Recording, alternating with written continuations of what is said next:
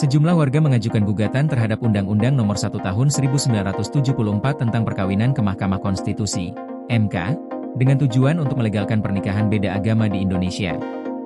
Gugatan ini diajukan oleh 3 pemohon, yaitu Henoch Thomas, Uswatun Hasanah, dan Syamsul Jahidin, yang meminta agar MK meninjau kembali keberlakuan Pasal 2 Ayat 1 dalam UU Perkawinan.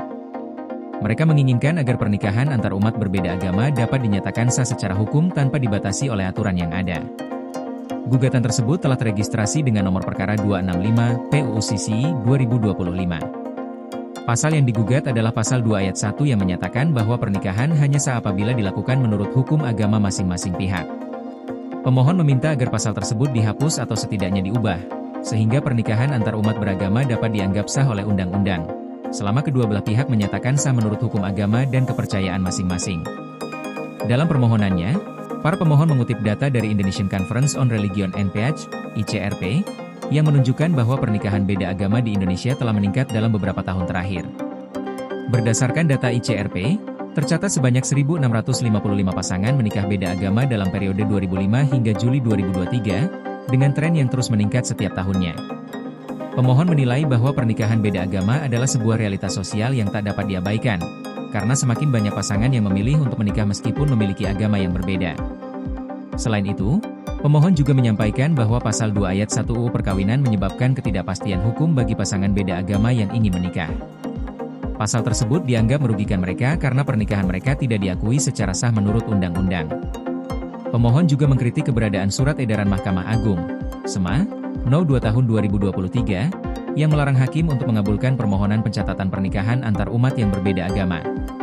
Sebelum terbitnya SMA tersebut, pasangan beda agama masih dapat mencatatkan pernikahannya melalui mekanisme penetapan pengadilan.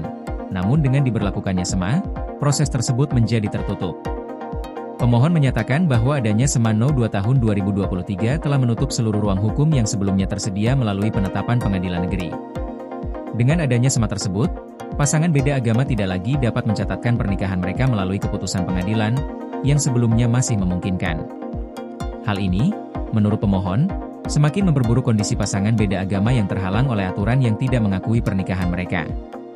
Melalui gugatan ini, pemohon berharap Mahkamah Konstitusi dapat memberikan keputusan yang menghapuskan atau mengubah Pasal 2 Ayat 1 UU Perkawinan, agar pasangan beda agama mendapatkan kepastian hukum terkait status perkawinan mereka.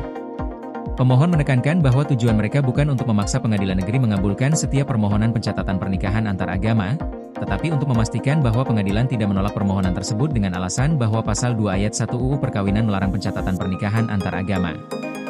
Dengan mengubah atau menghapus pasal tersebut, para pemohon berharap agar pengadilan negeri memberikan kesempatan bagi pasangan beda agama untuk mendapatkan hak yang sama, baik dalam hal pencatatan pernikahan maupun pengakuan sah secara hukum. Pemohon berpendapat bahwa hal ini akan menciptakan kepastian hukum yang lebih jelas bagi pasangan yang ingin menjalani kehidupan pernikahan meskipun memiliki latar belakang agama yang berbeda. Koordinasi PLN dengan TNGL jelang Hari Kesaktian Pancasila, listrik terbangun, alam tetap lestari. Panen perdana garam Aceh. PLN hadirkan energi untuk UMKM di momen menyambut Hari Kesaktian Pancasila.